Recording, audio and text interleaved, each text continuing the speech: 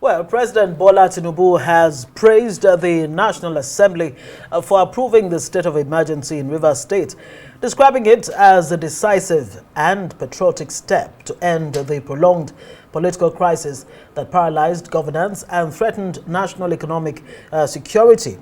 He commended Senate President Godswill Akpabio, House Speaker Tajuddin Abbas, and other lawmakers for prioritizing security over partisan interests. Tinubu notes their careful review of classified security briefings, which underscored the urgent need for intervention. While the president warned that the crisis had pushed Rivers State to a dangerous tipping point, endangering oil and gas infrastructure and economic reforms. He says the emergency would protect lives, secure critical assets, and restore governance, with the sole administrator tasked with stabilization and dialogue. Reaffirming his commitment to peace and economic resilience, Tinubu urged Nigerians to support efforts to restore order. Well, joining us now are policy analyst Chibuzor, Okereke, and Arise News Director of News, as I like to call him, as well as our politics editor, Sambo. Thank you, gentlemen, for joining us on the news tonight. Thank you.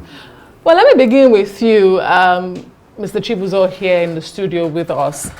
We saw what played out in both chambers of the National Assembly today. What did you make of it? Well, thank you very much.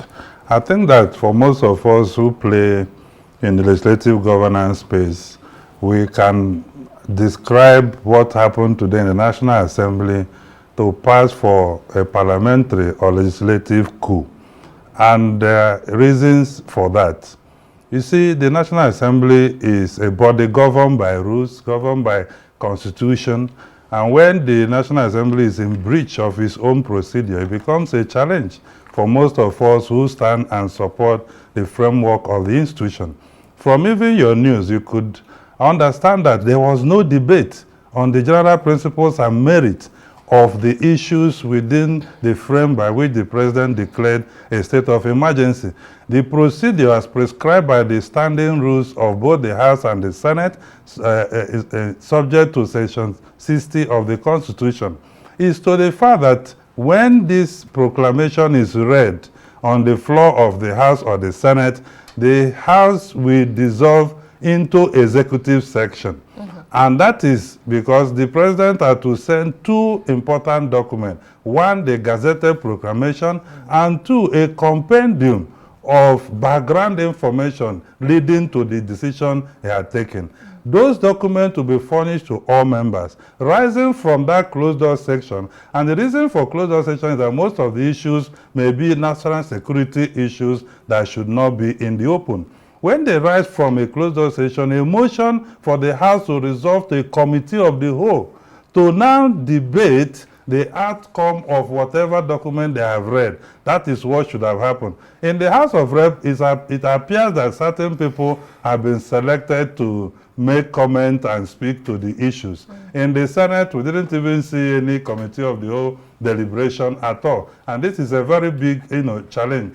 Now, if you also go further, in terms of the voting, I also think at this moment, the National Assembly was called to show legislative assertiveness, to show responsiveness to democracy culture in Nigeria, and they dropped the ball. Because in voting procedure in the House of Rep, for instance, is governed by Order 11, Rule 2, which prescribe that voting shall be either by voice vote or by register through division or by electronic voting.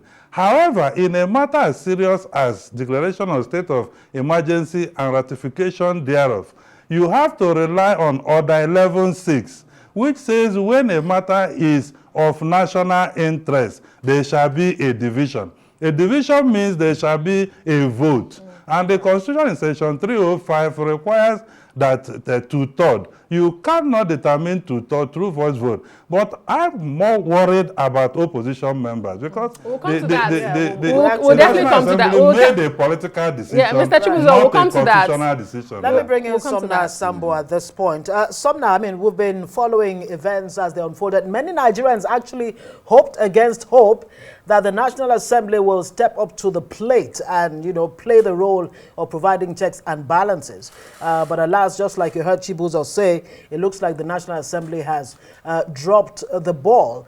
On the issue of dissenting voices, were absent. Nobody opposed the move in the National Assembly, whether it's the red chamber or the green chamber. What does this portend? What does this tell us? Well, there are basic requirements for parliamentary democracy. And in this instance, when we have a situation like this, the legislature, which is the #1 symbol of democratic governance, will actually showcase the democratic ingredients that, the sort of civil society that will practice actually, it's all about. And some of those ingredients of parliamentary democracy were actually missing today, and that's why you see a lot of citizens are not so satisfied with this option of voice vote that was taken by the parliament today. In as much as in their own way they've satisfied the requirements of the executive, but nonetheless a lot of Nigerians are still confused as to if the requirements for meeting the constitutional requirements have actually been met.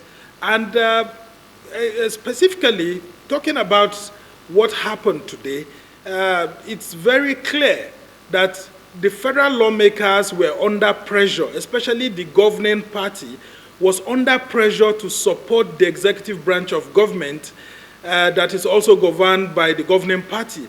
And because of that, some basic things were actually left out.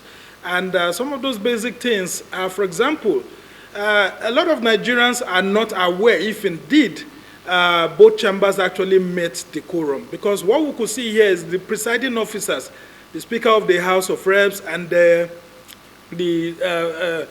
President of the Senate, trying to actually inform us that they've met the requirement. But what are the requirements? It's not just saying that there are 243 people in there.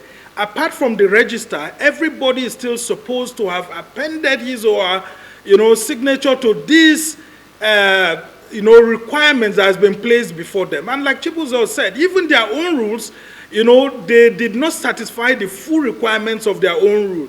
But of course, we are seeing the APC trying to see how they can protect President Tinubu's interests. But on whose interests are they at the parliament? It's at the interests of Nigerians, the interests of their constituents. While it's important for the governing party to have been seen to be supporting the executive branch of government, nonetheless, the procedures ought to have been followed in such a way that it's not just seen to have been done, but a lot of people are satisfied that it's been done the way it ought to have been done.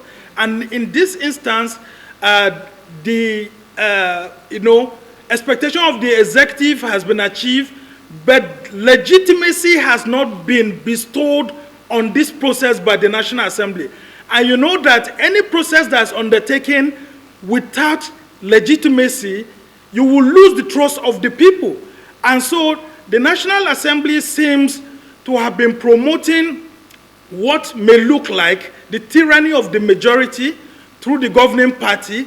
And if care is not taken, those who are looking at us from outside Nigeria may be looking at a situation whereby they may read the political situation in Nigeria and say that there is a state capture because the #1 instrument of democracy is the National Assembly. And it looks like if Nigerians are not satisfied that 73 senators could have stayed and decided this through electronic voting and everybody is satisfied about it, or 240 House of Rep members met and they could be seen physically voting for this, then it looks like something is actually wrong. Right. And they may actually say that we are in a situation of state capture. Okay, thank you so much. Somna, just to state it here for our viewers watching around the world, that we reached out to the spokesperson of the Nigerian Senate and some other lawmakers from both chambers to give them the opportunity to come and explain further to Nigerians what happened today, but they were unwilling to speak. As you can tell, they did not make it to the news tonight. They had given us their words that they will show, but you know, yeah. they Mr. no show. Chibuzor, I wanted us come back to the opposition, and I had to stop you initially because it's very critical and we need to talk about it fully. Apart from two voices that we saw today, both in the House of Representatives, and that includes, I need to mention their names, Obi Agwocha of the Labour Party and PDP's Fred Agbedi, who demanded a transparent head count and the number of people on the floor of the Green Chambers today. What, in your opinion, happened to opposition today? Were they convinced overwhelmingly? Was it an overwhelming lobbying, or were they coerced? Were they afraid? What happened to opposition? Well, I think the interesting fact is among the three arms of government, it's only in the legislature that you talk about opposition and caucuses. You don't have that in the executive, you don't have that in the judiciary. And the constitution and institutional design of democracy deliberately design it in such a way that there can be different voices, dissecting voices and opinions. Unfortunately, that didn't happen today. And that is also a signal that there is a collapse of opposition in the parliament on one hand. Two, that the implication of this in terms of power dynamics and power relation between federal government and state government as sovereign subnational body is also a very big issue. But talking about the two members you mentioned, I keep saying maybe turnover is taking a toll on the National Assembly. You see, motion is the oil with which you eat the food of parliamentary business. Right. You cannot suggest anything to the parliament. And the speaker is very experienced. The Senate president also has been very groomed and experienced. Both members didn't table any motion. They simply suggested that a head count should be taken. And in a politically tense parliament like this, people understand that if you don't table a motion, you won't capture the principal officer to ask for a seconder and dispose that motion before he proceeds. So that was what I found, challenging with what Honorable Agwocha moved. Yes, he moved for a division, but did not table the motion. And a division motion should be moved before a vote is taken. Right. Because in line with Order 11.6 on voting, there should be a votion on matter of national public interest regarding state of emergency. The second member too from Bayelsa didn't table any motion, and the speaker was smart to say your point of order is noted. I always encourage that when you want to achieve anything from assembly, you have to table a motion. No speaker or president of the Senate can vacate a motion without a seconder. When you table a motion, a seconder is only when there is no seconder, then that motion is vacated. So maybe they should have tabled a motion for relying on Order 4. Order 4 is about quorum. If it was focusing on quorum for them to determine quorum, and if you move a motion that this House does not have the quorum to carry on the business of the day, the speaker must ask for a seconder. He can't vacate it. Then if you move a motion for division of the House to take a vote, he must ask for a seconder before that motion is disposed of. Those issues did not happen, and it appears that the opposition parties have been whipped into line to make sure that this particular state of emergency is ratified by the National Assembly. Sambo, let me bring you in. There's always a talk about rubber stamp National Assembly. Is that what we're seeing now, especially when you hear from the president actually commending the Senate President, Godswill Akpabio, and the Speaker, Tajuddin Abbas, saying, look, their move is in patriotic fervor. What has this done to Nigeria's democracy? Does it deepen it? And is this a rubber stamp assembly that we have on our hands? What are the implications? Well, this is not the first time that we're handling this sort of, proclamation request.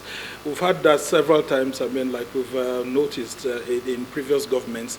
But one thing that I will bring to the fore here is that President Tinubu try to play smart on these lawmakers. And some of them actually have sympathies for him, including those in the opposition, because President Tinubu himself, I mean, you will know, is a former federal lawmaker, a senator who represented Lagos West in the aborted Third Republic. Now, the Vice President, Kashim Shettima, is also a former federal lawmaker.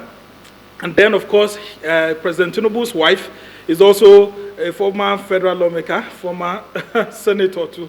And then, of course, the President, Chief of Staff, Fem Gbajabiamila. So they would have rolled all this experience together to be able to see how they lobby a lot of federal lawmakers.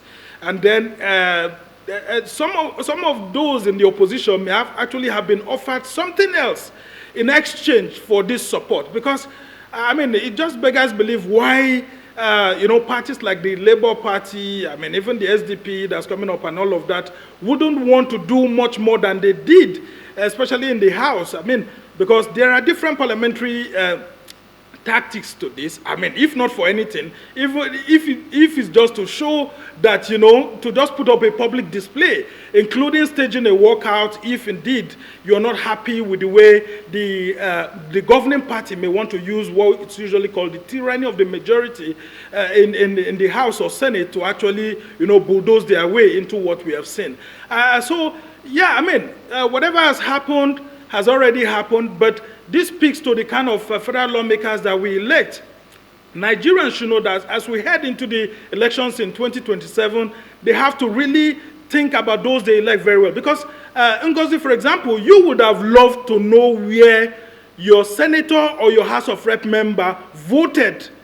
Because you're a constituent and you have a senator and a House member.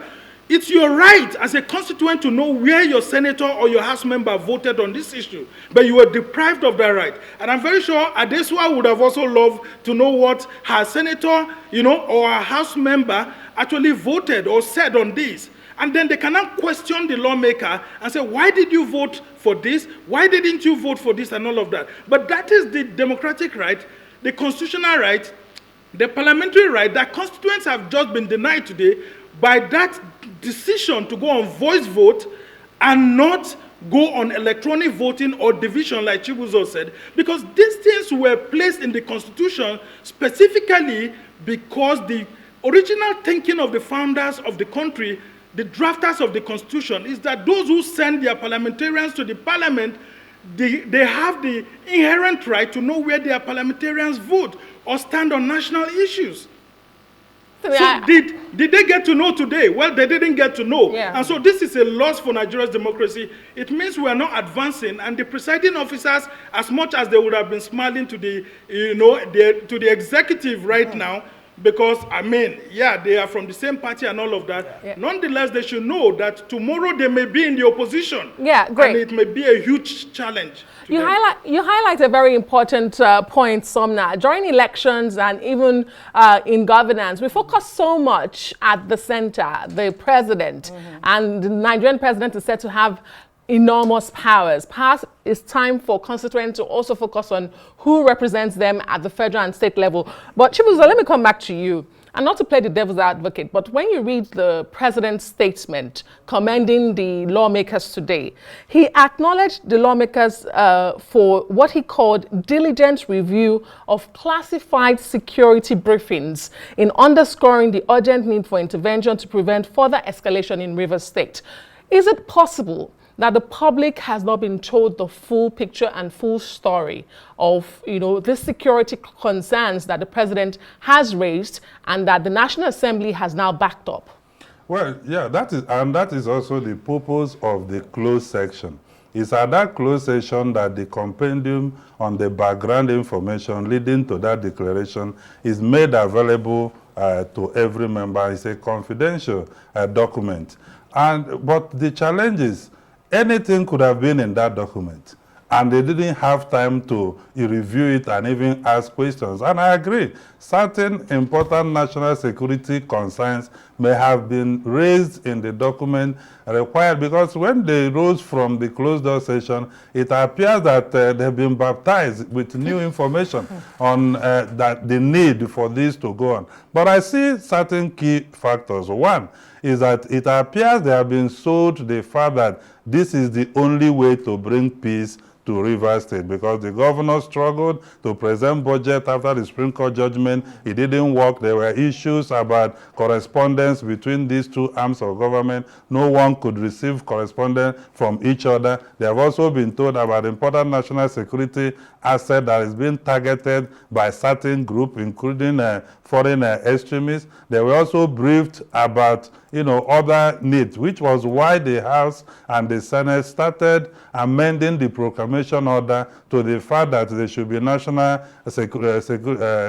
peace committee, and that they should also invoke Section 11(4) of the Constitution to provide oversight on the sole administrator. And some of us have argued that maybe the National Assembly actually failed the people of Rivers State since last year, when they could have invoked Section 11(4) to take over the functions of the State Assembly. At the time they had multiple speakers, they were not able to meet. Their State Assembly had been demolished, and that was the time to invoke Section 11(4). For us in democracy, sole administrator represents darkness. There is no way the sole administrator can be interacting with the National Assembly, who are elected representative of the people. So I still believe, let him transmit his regulations to the president, and let the Ministry of Special Duties supervise him from the executive side, and let the Joint Committee of the National Assembly provide oversight, because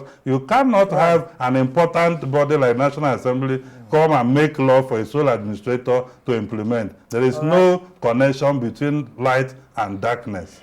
Wow. That's a very good way to put it, and leave it tonight on Newsnight. Chibuzor Okereke, policy analyst, Sambo, director, news and politics editor, Arise News. Thank you, both of you gentlemen. History will be waiting to decide on which side men and women decided to stand in this issue.